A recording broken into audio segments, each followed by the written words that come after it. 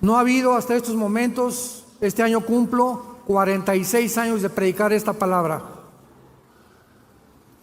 Y en estos 46 años que tengo predicando la palabra de Dios, no he podido encontrar a ninguna persona de ningún carácter, de ninguna disciplina académica que pueda contradecir que no ha habido ningún personaje en la historia como Jesucristo por tres razones principales. Número uno, Jesucristo es tan importante que celebramos su nacimiento. Ni de Buda, ni de Mahoma, ni de Zoroastro, ni de Mahatma Gandhi, nadie sabe cuándo nacieron estos líderes religiosos. Sin embargo, en la Navidad, aunque sabemos que no nació el 24 de diciembre, pero lo aprovechamos para poder dar testimonio, hasta los ateos no van a trabajar. Se cierran los comercios, hay un espíritu que a todos nos cubre de melancolía, queremos estar con la familia, comenzamos a intercambiar regalos unos con otros. ¿De dónde viene todo esto? De la Biblia. Todas estas costumbres y tradiciones vienen de la Biblia. Hace algún tiempo tuve una discusión con un ateo por radio y me dijo de alguna forma tan burlona: yo ni siquiera creo que Jesucristo existió. Y le pregunté: ¿me puede decir qué fecha es hoy? 19 de mayo de 1991 me contestó. Y le dije: ¿desde cuándo comenzamos a contar? 1991. No sabía dónde esconderse. Volteaba a ver las lámparas, volteaba a los lados, hasta que me dijo: desde el momento que nació Jesucristo. El personaje tan importante de Cristo es tan impactante en la historia que la historia fue dividida por él. Y se cuenta la historia antes y después de Cristo. No es antes y después de Buda, antes y después de Zoroastro, antes y después de Mahoma, es antes y después de Jesucristo. Y en tercer lugar, es tan impactante la vida de este hombre que en esta semana que estamos celebrando por el amor de Dios, aunque para los cristianos todas las semanas son santas. Así que esta no es solamente la Semana Santa para nosotros, es para el mundo y la aprovechamos otra vez para dar testimonio. Pero la muerte de Cristo, el nacimiento de Cristo y la historicidad de Cristo son inigualables. Señores ateos que nos visitan, agnósticos, escépticos, estudiantes de la universidad, y este hecho es simplemente para que te intereses en conocer la vida de este personaje. Antes de que yo fuera cristiano, me proclamé ateo, porque me decepcioné de la religión que mis padres nos heredaron. Me di cuenta de tantas cosas contradictorias que había, y lo que yo conocí fue la religión. Y cuando vengo a la Biblia, me encuentro por primera vez que este libro no es un libro religioso. El cristianismo no es una más de las religiones que existen. Esto es pura ignorancia de los politólogos, de los presentadores de la televisión, de historiadores que no tienen idea ni siquiera de las Sagradas Escrituras. Las religiones son sistemas inventados por los seres humanos para tratar de alguna manera de reconectarnos con los dioses, con la luna, con las estrellas, con el sol. O agarramos un tronco de un árbol y le damos la forma de un ser humano y nos hincamos ante algo que nosotros construimos o esculpimos. Esas son las religiones. Pero cuando venimos a la Biblia, venimos a Cristo, venimos a un hombre que se llama Jesús. Y tú puedes ser católico, mormón, evangélico y no tener una relación personal, diaria, viva, orgánica con la persona de Jesucristo. El hecho que vengas a la iglesia no te hace cristiano. Es como el hecho que si te vas a una fábrica de Volkswagen y trabajas en la Volkswagen, no sales hecho un carro Volkswagen. Entonces la iglesia es un lugar de reunión para aquellas personas que han decidido seguir a Jesús y quieren conocer más de la persona de Jesucristo. Hay un aspecto que quiero tratar en esta noche, científicamente, médicamente, de la persona de Jesucristo. Una de las preguntas más importantes que he tratado de hacer, estoy hablando en seminarios teológicos, en institutos bíblicos, en reuniones de psicólogos, como en el Ecuador tuvimos una con todos los psicólogos del Ecuador, mi esposa y yo hablando sobre la psicología y la Biblia, etcétera, etcétera, ha sido esta pregunta: ¿qué fue lo que le causó la muerte a Jesucristo? Y cuando ponemos la Biblia y comenzamos a investigar que la mayor parte de los crucificados, cuando estaban casi ya exhaustos, los soldados romanos tenían la orden del gobierno de romperles las rodillas, los meniscos de las rodillas, para que el crucificado, si no había muerto de desangramiento, muriera de asfixia. Entonces, al romperle los meniscos a los crucificados, se colgaba el cuerpo y ya no podían tener la fuerza para poder respirar ni exhalar. Morían asfixiados. Y eso garantizaba que al bajarlos de la cruz, estaban muertos. Porque si un soldado romano bajaba a un crucificado vivo, el soldado era también sentenciado a pena de muerte. Sin embargo, cuando Jesucristo estaba colgado en la cruz, el centurión romano, que era experto en muertes, se acerca a la cruz y él sabía que Cristo estaba muerto. Sin embargo, agarra una lanza y lo atraviesa del lado izquierdo al lado derecho, a través de todo el pecho de su cuerpo. Y Juan escribe en el capítulo 19: vi salir una gota de sangre mezclada con agua. Y a la luz de la cardiología moderna, porque en la Biblia encontramos las evidencias más antiguas de genética, química, antropología, paleontología, medicina, biología y cualquier disciplina académica que tú me quieras decir. La Biblia es más antigua que cualquier libro científico del siglo XXI. Quiero comentarles a ustedes, antes de desarrollar esta conferencia, el estudio médico realizado por el doctor William Edwards, patólogo de la Clínica Mayo de Rochester, Massachusetts. La Clínica Mayo, el Hospital General de Boston y el Hospital Hopkins son las tres instituciones que se clasifican como las mejores médicamente hablando y clínicamente del mundo entero. Ni en Inglaterra, ni en Francia, ni en Alemania, ni en ningún lado se pueden caracterizar con la fama que tienen estas instituciones clínicas, médicas, científicas. Este estudio del doctor Edwards apareció en la revista médica Diario de la Asociación Médica Americana, en inglés, Journal of the American Medical Association. Y esta revista es y aparece cada semana en la investigación médico-científica del mundo entero. Escuchemos la opinión médica de una persona que no es cristiana, de un médico patólogo famoso en el mundo entero acerca de la muerte de Jesucristo. Número 1, la sangre que sudó en Getsemaní. La Biblia dice que cuando Cristo estaba en Getsemaní, fue tan intensa la presión que él tuvo espiritualmente que la sangre comenzó a salir de sus poros y de su piel. Y este médico dice lo siguiente: este fenómeno se llama hematohidrosis.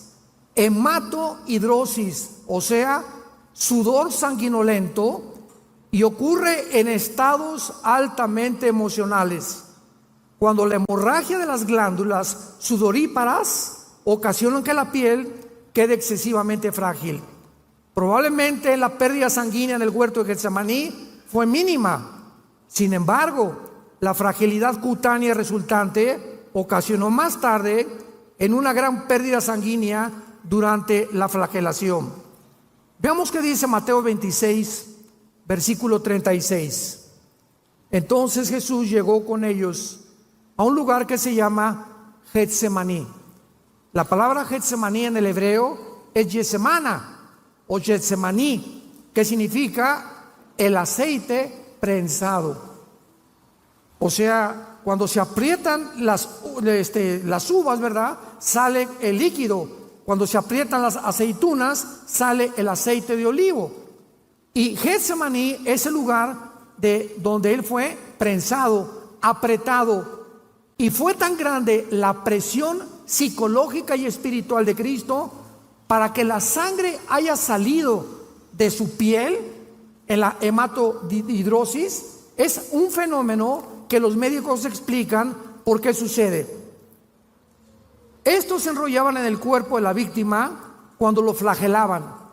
Los látigos romanos eran de 5 colas y tenían en las puntas plomo y tenían acero, y se enrollaban 4 o 5 veces alrededor del pecho y de la espalda, y cuando el soldado romano sacaba el látigo, desgarraba todos los tejidos subcutáneos del pecho y de la espalda, y quedaban las heridas en la superficie.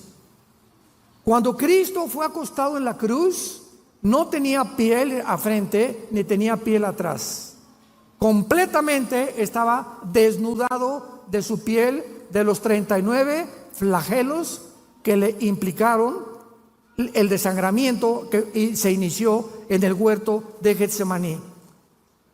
El grado de pérdida sanguínea, dice el médico Edwards, determina el tiempo que la víctima sobrevive en la cruz.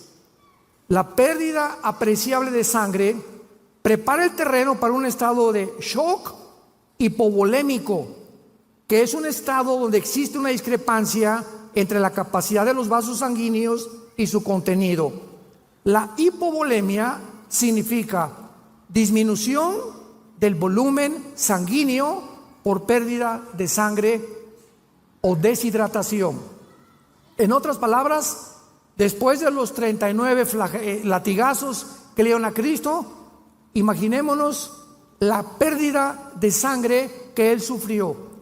Cuando la sangre comienza a salir del cuerpo, médicamente hablando, la hipovolemia, comienza a haber una descomposición tremenda mental que hace que las personas pierdan completamente la brújula, ya no coordinen sus pensamientos, ya no sepan, se desmayan o la mayor parte de las veces gritan que por favor los maten antes de seguir sufriendo los latigazos.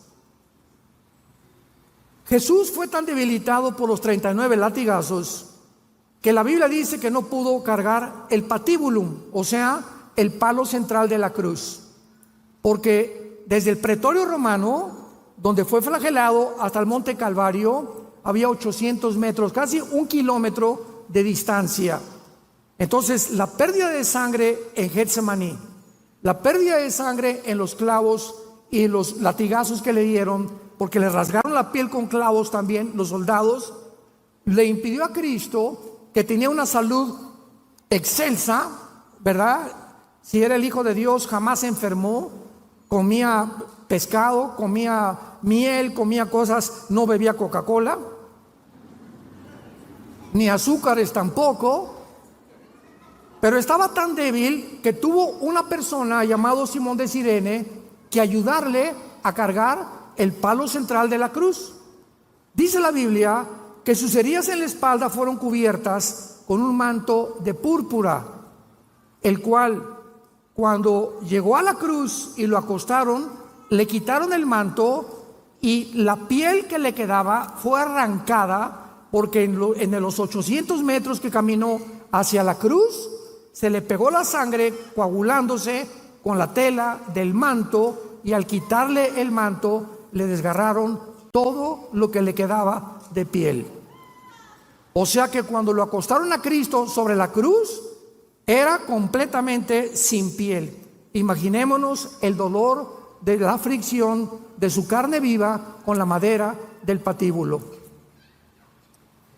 En la crucifixión, los brazos de la víctima eran totalmente estirados, de esta manera. Y los clavos eran colocados entre el hueso radio y el hueso carpo de las muñecas. O sea, a Cristo no le pusieron los clavos aquí. Cristo fue crucificado aquí en las muñecas. Ahí fue en el carpo y en el radio donde entraron los clavos. Y aunque no producían fractura, el daño al periósteo, que es la membrana que cubre los huesos, era dolorosísima.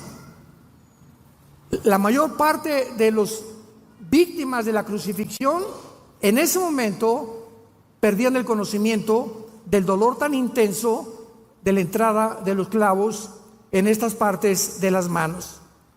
También los clavos le cortaron el nervio mediano médicamente, lo cual le ocasionó a Cristo espasmos intensísimos de dolor en los brazos durante todo el procedimiento.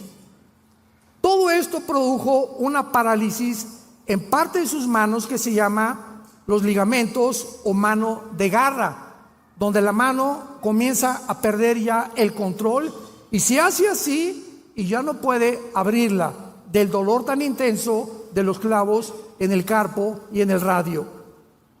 Los clavos de los pies, dice este médico, atravesaron los huesos del tarso y seguramente le ocasionaron lesiones en sus nervios. El mayor efecto fisiológico es lo que se llama la interferencia con la respiración normal, especialmente durante la exhalación, ya que el cuerpo tiende a fijar el tórax en estado de inhalación y el crucificado está colgado y no puede hacer esto, respirar y exhalar, porque el peso de los clavos, al tratar de hacer esto, le produce más presión en las manos y más presión en los pies. De acuerdo a los análisis de respiración, primordialmente con el diafragma y de forma superficial, resultan en una retención de dióxido de carbono en la sangre. Y esto es lo que produce y lo que produjo a millones de personas ahora que hubo la pandemia, cuando nos mandaron ponernos un pañal en la boca. ¿Qué te produce el pañal en la boca? Que los estreptococos se te vuelven a meter, no respiras el oxígeno que necesitamos y después la Organización Mundial de la Salud dictamina que no servía de nada. Impresionante lo que hicieron con nosotros. Continuaron en el cuerpo de Cristo calambres musculares, hormigueo en los brazos, por la posición tan incómoda, y se agregaron a la molestia de la respiración, porque en cada momento que respiraba era un dolor y un martirio agonizante, lo cual casi siempre llevaba a la asfixia a los crucificados. Otros factores, dice el médico Edwards, que contribuyeron a la muerte del crucificado variaban, pero siempre era deshidratación, arritmias cardíacas inducidas por el estrés, insuficiencia cardíaca por la acumulación rápida del líquido en la cavidad pericárdica o en cavidad pleural. Y finalmente, un aspecto médico de la muerte de Jesús ha sido gran controversia y es el tema que quiero desarrollar. ¿Qué fue científicamente o médicamente? Se van a sorprender ustedes lo que le causó la muerte a Cristo. Cuando el soldado romano le atravesó el costado, le atravesó lo que se llama el pericardio, que es una membrana que cubre el corazón, y el endocardio, que es una membrana que está dentro casi en el corazón. Y cuando Juan escribe hace 2000 años, vi salir una gota de sangre y una gota de agua. De acuerdo a los cardiólogos del siglo XXI, la mezcla de la sangre con el agua es por la rotura del pericardio. O sea, Cristo ya estaba muerto antes de que el soldado le atravesara con la lanza el costado. De acuerdo a lo anterior, el líquido que salió de Jesús correspondía al líquido pericárdico y la sangre a presencia de sangre en la cavidad pericárdica. El corazón está forrado por dentro por la membrana llamada el endocardio, después una capa muscular llamada el miocardio, forrada por el pericardio, con dos capas, pericardio visceral y pericardio parietal. Y estas capas no se conocían hace 2000 años, ni se entendía tampoco qué es lo que pasaba, porque jamás había el estudio clínico que hicieron después estos médicos de la Clínica Mayo, Rochester y la Clínica de Hospital Hopkins y de Boston hace algunos años. Y finalmente, ¿qué fue lo que ocasionó la muerte de Cristo? Damas y caballeros santos de Dios, 1000 años antes de la crucifixión, David escribió el Salmo 22. David no sabía nada de crucifixiones porque esto comenzaron a través de las tradiciones On hallowed sacred ground, we rise above the hate, the divisions that we see, united in our purpose for a future meant to be. For the greatest love, the love that binds us all, is the love for justice, for a nation standing tall. Our love that fights for right, that breaks the chains of fear, that calls for unity and wipes away the tears.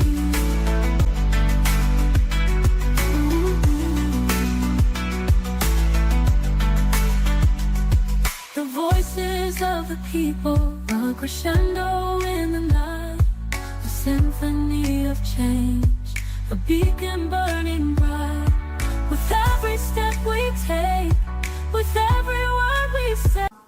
integrar la crucifixión los romanos. Y David escribe 1000 años antes de Cristo, en el Salmo 22, las palabras y la causa que le mostró a Cristo, o la razón que le causó a Cristo su muerte en la cruz. Y comienza el Salmo 22 diciendo: Elí, Elí, lama sabactani. Dios mío, ¿por qué me has desamparado? Que fue la última expresión de Cristo. Y finalmente, más adelante dice: jugaron ropas los soldados con mi manto, me miran como toros de Bazán. Y la Biblia describe lo que causó la muerte de Cristo. No fue la asfixia, porque no le rompieron los huesos. Estaba escrito en el libro del Éxodo que al cordero no le iban a romper los huesos. Entonces el soldado romano le atravesó la lanza para asegurarse que estaba muerto. Entonces Cristo no murió de asfixia, no murió de deshidratación, no murió de desangramiento. El Salmo 22 dice estas palabras: mi corazón fue como la cera. Cristo muere cuando tus pecados y mis pecados son puestos sobre de Él, y el dolor de llevar tus pecados, tus adulterios, tus robos, tus asaltos, tus violaciones, tu drogadicción, tus fornicaciones, nuestros robos, todas las cosas que tú y yo habíamos hecho fueron puestas sobre su cuerpo. Y el dolor fue tan intenso que el corazón le explotó. Cristo muere de dolor moral. Si alguna mujer está pariendo, sabe el dolor que tiene cuando el niño va a salir a la luz. Y los dolores son intensísimos del parto, se consideran los más grandes que hay de sufrimiento en el ser humano. Pero para que una persona pueda morir de dolor, Hay mujeres que ven a sus hijos morir y lloran y caen. Mi hijo murió, mi esposo murió, y vemos a cantidad de personas en los entierros, en los funerales, desesperados por sus muertos y se jalan los pelos. Pero no hemos visto a ninguna persona que sea tan intenso el dolor que caiga muerto, de no poder soportar el dolor tan grande que está experimentando la pérdida de un ser querido. Pues Cristo muere y paga por tus pecados y paga por mis pecados, y esto es lo que nos habla claramente de la evidencia que le estalla el corazón de dolor moral. Y finalmente, este aspecto médico dice lo siguiente: las víctimas de crucifixión morían sofocadas casi siempre. Para acelerar la muerte, los romanos les rompían las piernas a las víctimas moribundas. Una vez que podían empujar las piernas contra el soporte de la madera que los sostenía y les ayudaba a levantar el pecho para respirar, los músculos exhaustos de la víctima ya no se podían mover más. La caja torácica y el diafragma para respirar, por lo que sobrevenía la asfixia inmediata a los crucificados. La Biblia dice que Jesús sufrió todos estos dolores y todos estos quebrantos simplemente para decirnos: te amo, te amo, Dios te ama. De tal manera amó Dios al mundo, de tal manera amó Dios al mundo. No nos mandó palomitas ni nos mandó dinero. La manera en la que Dios manifiesta su amor a tu vida y a mi vida es Él no perdonando a su Hijo en la cruz para perdonarnos a nosotros. En Génesis capítulo 22, Abraham lleva a Isaac al monte Moriah a ofrecérselo a Dios. Y cuando Abraham levanta el cuchillo para matar a Isaac, un ángel le detiene la mano. Casi 3000 años después, la misma escena la vemos en el Monte de los Olivos. Se levanta el cuchillo para matar a Cristo y Dios no detiene la mano. Dios permite que su hija muera. Perdonó a Isaac y no perdonó a su hijo por ti y por mí, para decirte que te ama. Y si Dios te está diciendo que Él ha dado su vida por ti y por mí, ¿cómo no nos dará toda la vida? A love that's not a tool, a love that will endure in this heartbreak republic where hearts are left to bleed. I'll find a love that conquers, that plants a righteous seed. The politicians, they preach of peace with empty promises they deceive. They build walls around our souls and tell us how to believe. They paint their flags with hollow words and claim they hold the key, but their hearts are cold and empty, devoid of empathy. They tell us Cosas, si nosotros se las pedimos y le seguimos en el temor de su vida en nuestro corazón. El temor de Dios es medicina a nuestro cuerpo y refrigerio a nuestros huesos. Largura de días y años de vida y paz te aumentarán. Y tú no puedes más que comprender algo. Yo siempre que he tenido en estos 46 años de vida predicando el Evangelio, cuando me asaltan dudas, porque las dudas nunca van a dejar de asaltarnos, es una guerra mental entre el bien y entre el mal. Mientras más memorizo la palabra y más la medito, es la única forma de poder contrarrestar mi ansiedad, mi estrés, mis preocupaciones. ¿Por qué? Porque si no pueden haber preocupaciones y la palabra de Dios en mi mente. Y tú escoge qué te va a gobernar: el estrés, la preocupación, la ansiedad, o en ese momento repite la palabra y comienzas a mencionar la palabra, Bendito sea el Dios y Padre Jesucristo, que nos hizo renacer para una esperanza viva por la resurrección de Cristo entre los muertos, para una herencia incorruptible y inmarcesible reservada para nosotros en los cielos. Y comenzamos a pronunciar la palabra de Dios y se va el ataque de Satanás de tu mente y de nuestra mente. Aquí es el campo de batalla. Tú eres lo que piensas, somos el resultado de nuestros pensamientos. Dice Isaías 53, 700 años antes de Cristo. Lo más importante del pasaje de Isaías 53, para todos ustedes que estudian teología, es que está escrito en el pasado. Fue escrito 700 años antes de Cristo y se escribe como si ya hubiera pasado. Despreciado y desechado entre los hombres, varón de dolores, experimentado en quebranto, como que escondimos de él el rostro. Fue pasado, menospreciado y no lo estimamos. Ciertamente llevó, no dice llevará, llevó nuestras enfermedades, sufrió nuestros dolores, le tuvimos por azotado, por herido de Dios y abatido. Mas el herido fue tiempo pasado por nuestras rebeliones. Pregunta, ¿cómo es posible que se hable de un evento futuro en el pasado? Porque la Biblia es el único libro hiperdimensional. Señores científicos que nos acompañan, señores médicos, señores psicólogos y psiquiatras que están con nosotros. ¿Qué estoy diciendo? En 1940, más o menos 43, Alberto Einstein descubrió una fórmula científica que revolucionó completamente la dimensión y las leyes de la física. E igual a mc al cuadrado. La energía es igual a la materia por la velocidad de la luz al cuadrado.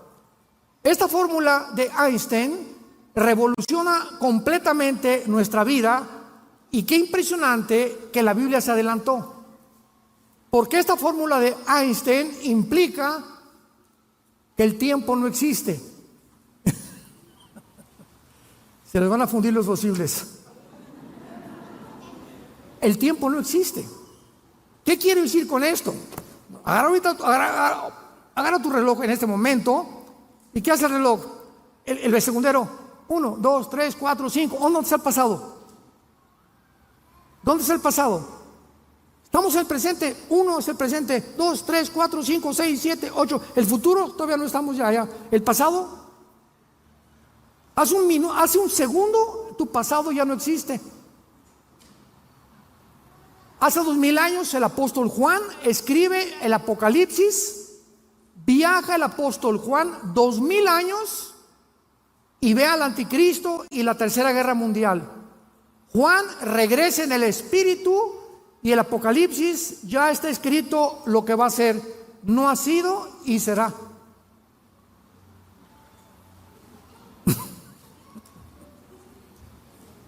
El profeta Isaías escribe en el capítulo 53 de su libro que Cristo fue desechado, entregado, etcétera, etcétera, y no había sucedido más que en el futuro. Y cuando encontramos que la fórmula de Einstein demuestra que el tiempo no existe, el tiempo se incluye desde Einstein como la cuarta dimensión. ¿Qué quiero decir? Que somos seres que vivimos en 4 dimensiones: altura, profundidad, anchura y el tiempo, que desde el siglo pasado estuvo incluido dentro de las dimensiones del ser humano. Dios vive en otra. The promises we made, the dream we held, not just to let it go. We love like a tidal cold, a reminder of what we lost. I'm a prisoner of the memory, my love, but what a heavy cost. I built a fortress of memories, the cage to hold you close, but I forgot that love can weather even in the sweetest road. Oh, the echoes of you are all I have. Your ghost is all I'm left to crave.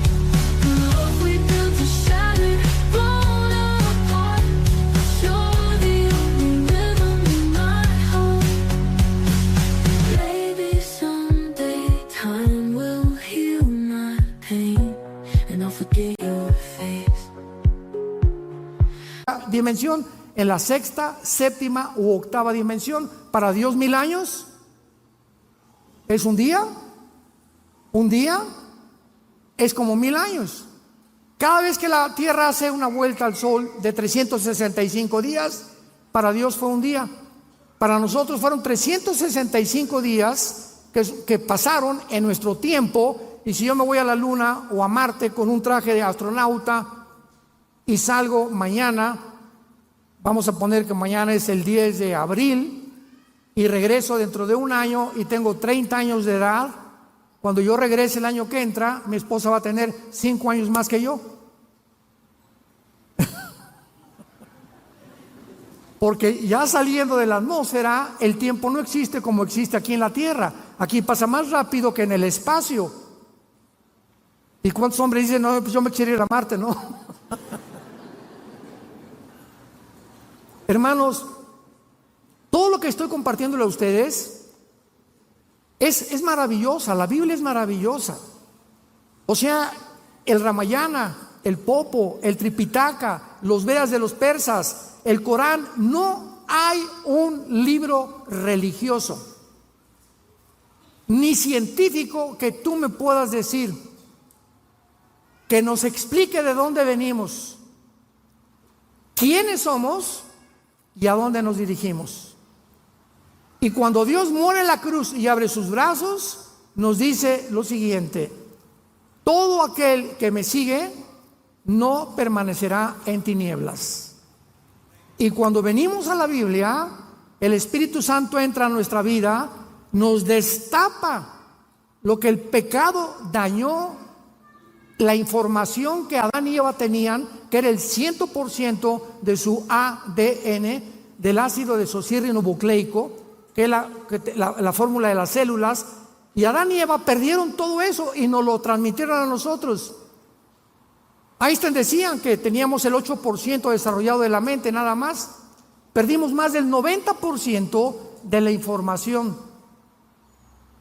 Y la única forma de recobrar esta información, para que tengas la seguridad de morir en paz y de saber que nunca Dios te va a abandonar, que nunca te va a dejar, y que en medio Él es nuestra fortaleza, nuestra angustia, y que Él es nuestro amparo y nuestro refugio, como las alas bajo de la gallina cubre a sus pollitos. Fortaleza mía, castillo mío, mi Dios, en quien confiaré, decía David, es teniendo a Jesucristo como tu Salvador. Comienzas a entender el mundo. Vamos a hablar de esto mañana en el desayuno. Impresionante como el mundo llegó a su fin, filosóficamente, religiosamente, políticamente, militarmente, en cualquier área que tú busques. El mundo en que tú y yo vivimos hoy está completamente derribado. En Estados Unidos se acabó la democracia, se acabó la moral en el mundo, ya los géneros terminaron, la biología y la genética la hicieron a un lado. Ahora un hombre puede ser mujer, una mujer puede ser un hombre, de acuerdo a lo que él crea o lo que ella crea, y no genética ni biológicamente. Es una locura, es un mundo de psicópatas, de sociópatas. Nunca el mundo había enloquecido al grado en el cual se encuentra actualmente. Y simplemente porque no tienen a Dios, porque hemos creído que podemos vivir sin Él. ¿Qué importancia tiene la muerte de Cristo para todos nosotros? En primer lugar, la muerte de Cristo fue el tema que más intrigó a los profetas hebreos.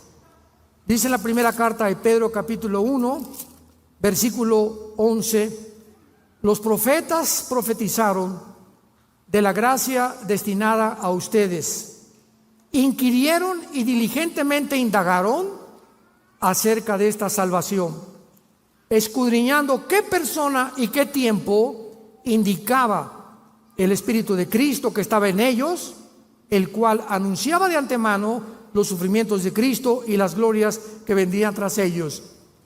En la cruz del Calvario había dos grupos de personas: los religiosos, los fariseos, supuestamente los doctores de la ley.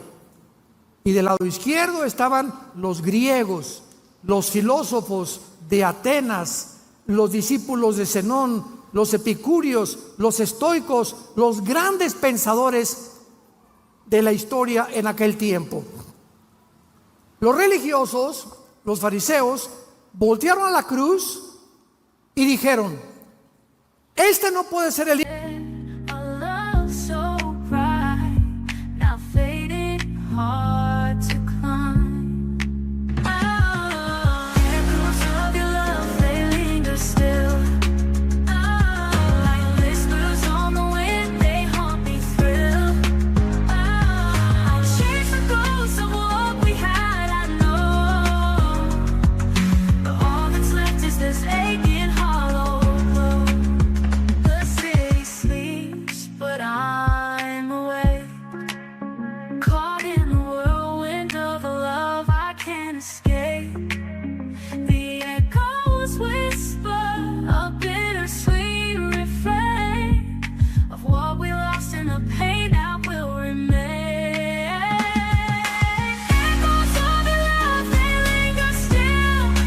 Oh, like whispers on the wind, they haunt me thrill. Hijo de Dios, porque la Torá, nuestra ley, dice: maldito el que es colgado en un madero.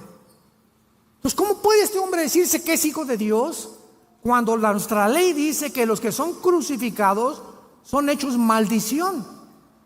No puede ser este el hijo de Dios.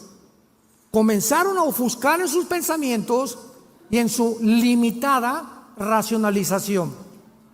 Y por otro lado, los griegos veían a Jesús y decían: este no puede ser el hijo de Dios, porque Zeus, nuestros grandes dioses de los titanes de la mitología griega, no podían permitir que a su hijo le hicieran lo que le están haciendo a este hombre.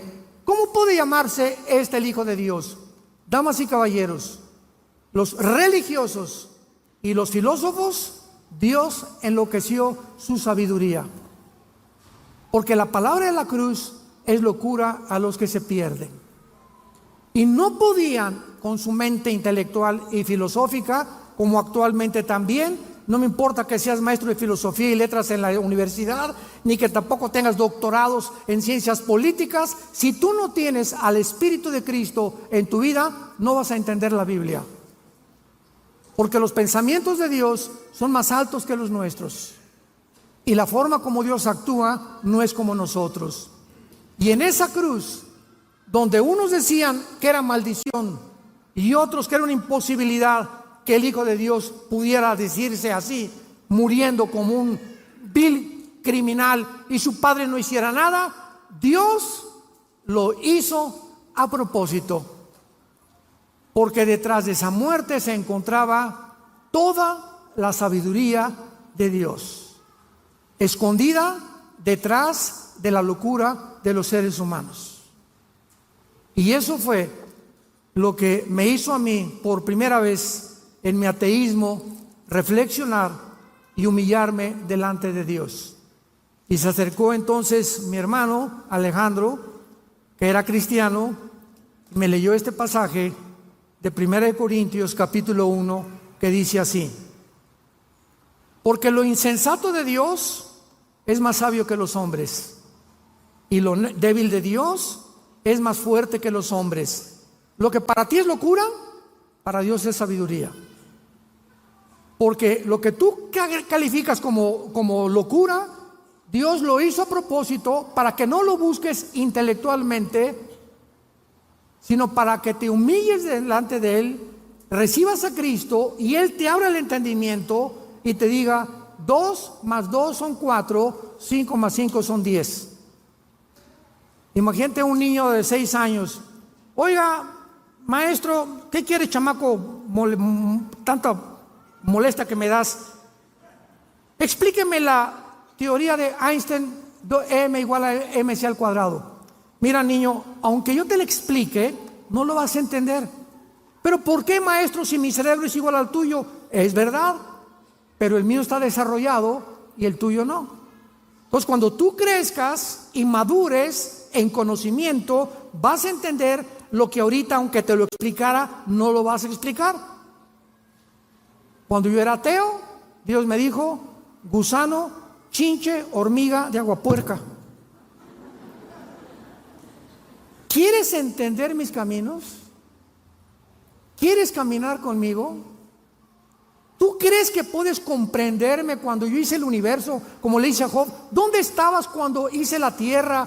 Cuando medí las medidas de la tierra, la distancia entre la tierra y el sol, el movimiento de gravitación de la tierra, el movimiento de traslación de la tierra, la velocidad de la luz, 300,000 kilómetros por segundo. ¿Dónde estabas tú? Le pregunta Dios a Job. Si eres tan inteligente, dímelo. Dime quién eres, ya para acabar pronto. Y cuando nos damos cuenta que estamos tratando de pelear con un Dios, que si Él existe es lógico, hermanos filósofos, la lógica elemental nos dice lo siguiente: si realmente Dios existe, Él no puede pensar como nosotros, y es una mente inmensamente grande, maravillosa, y si yo quiero aprender, necesito una condición, una sola: ser humilde. Ser humilde, humillarme. Señor, lo que sé, como dijo Sócrates, yo solo sé que no sé nada. Estoy tratando de pelearme contra ti, que porque, ¿y para qué si Dios hizo al A monument to our fall. Hear the echoes of you calling me back to you through it all.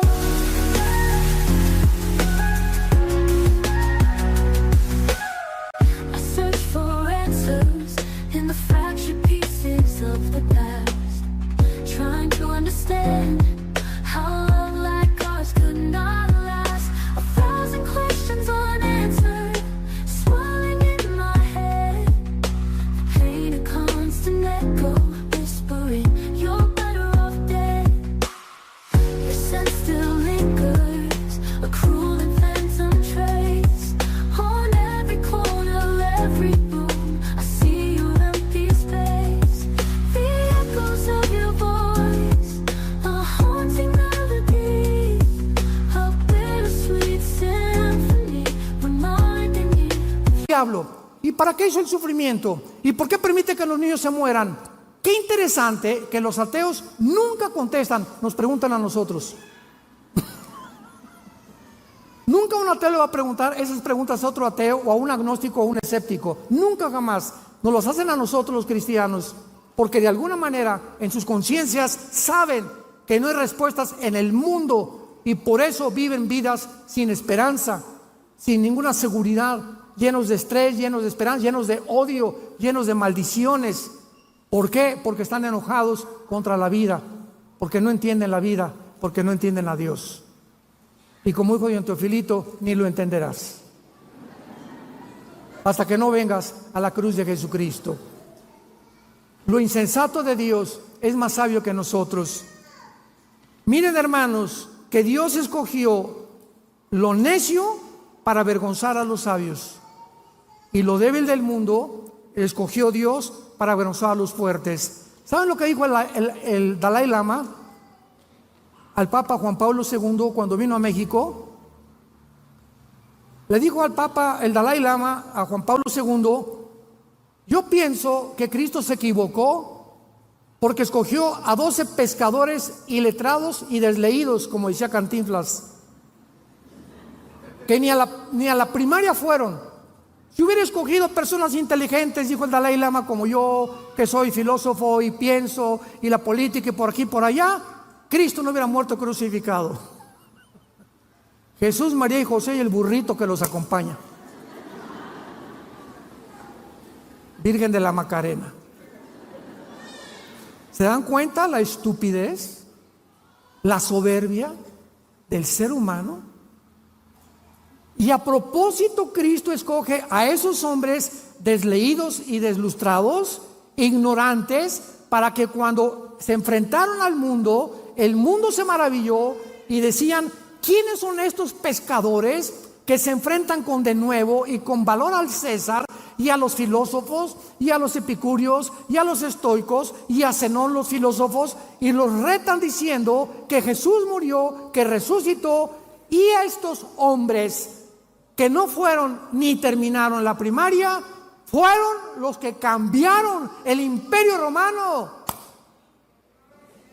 Nunca un impacto tan grande en la historia había sido hecho por 12 hombres vulgares y pescadores. Y Dios lo hizo a propósito para avergonzar a los sabios.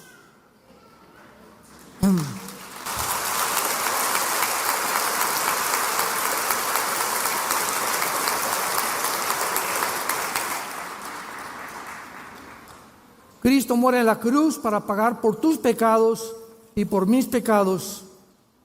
Y es la base de su muerte lo que nos puede limpiar delante de Dios. Tú me dices, es que yo hice un asilo para ancianos y yo he hecho orfanatorios para niños y voy a mi iglesia y me persino cada domingo, o voy a la iglesia evangélica o a la iglesia que tú vayas y limpiamos nuestra conciencia. La Biblia dice, el que tiene al Hijo tiene la vida. Puedes tener una religión, te repito, puedes ser católico, evangélico, bautista, nazareno, pentecostal, presbiteriano, dime lo que quieras. No es la etiqueta de la botella lo que determina el contenido, es lo que está dentro de ti.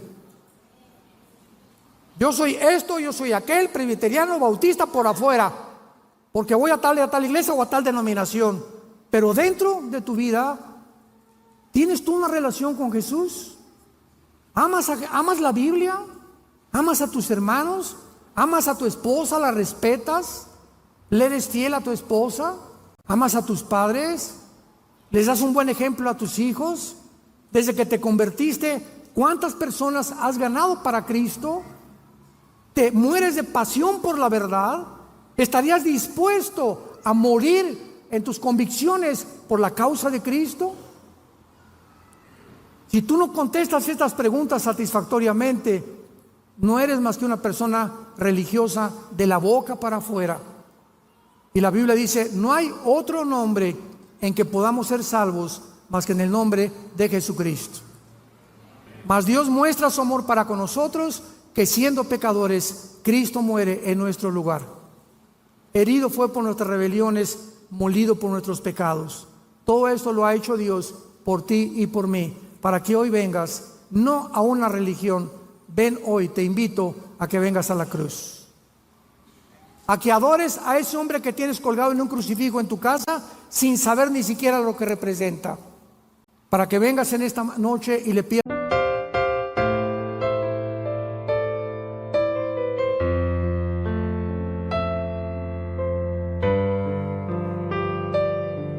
When my heart is heavier, I remember that I have got someone like you in my life.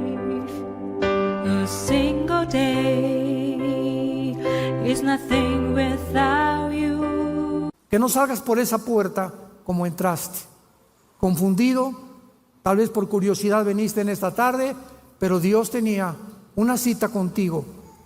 Dios te ha hablado en esta noche para que tú le puedas entregar tu vida a Jesucristo, arrepentirte de tu vida y considerar, si tú mueres en esta noche, un accidente, una embolia cerebral, un ataque al corazón, un accidente de tráfico, una bala perdida, tú te condenas en el infierno. Puedes burlarte en esta noche todo lo que quieras, pero estas palabras son fieles y verdaderas. Es la palabra de Dios, y Dios tenía una cita contigo para decirte te amo. Fui crucificado, fui muerto y resucitado a los 3 días, para que tú vengas y renueves tu vida conmigo, para que yo entre a tu vida y para que me conozcas y tengas la vida eterna. Les pido que acá inclinen su rostro por algunos momentos y le digas con todo tu corazón estas palabras a Dios. Señor mío y Dios mío, lo puedes hacer en silencio. Te doy las gracias por haberme permitido escuchar tu voz a través de la Biblia, tu palabra santa. Creo con todo mi corazón que en esa cruz, a través de la sangre que tu Hijo derramó, es el antídoto, es la medicina que tú has provisto para mis pecados. Creo que a los 3 días tu Hijo se levantó de entre los muertos, y porque ahora vive, y lo creo con todo mi corazón, te pido, Señor Jesús, que en este instante entres a mi vida como mi Señor y mi Salvador. Te doy las gracias por darme la vida eterna, y la corta vida que me das o que me queda, la quiero vivir para conocerte a ti y a tu Padre, y vivir para dar testimonio de tu amor en esa cruz. En el nombre de Jesucristo. Amén. Gracias a Dios por la palabra de Dios. Gracias a Dios por la Biblia. Los cielos y la tierra pasarán,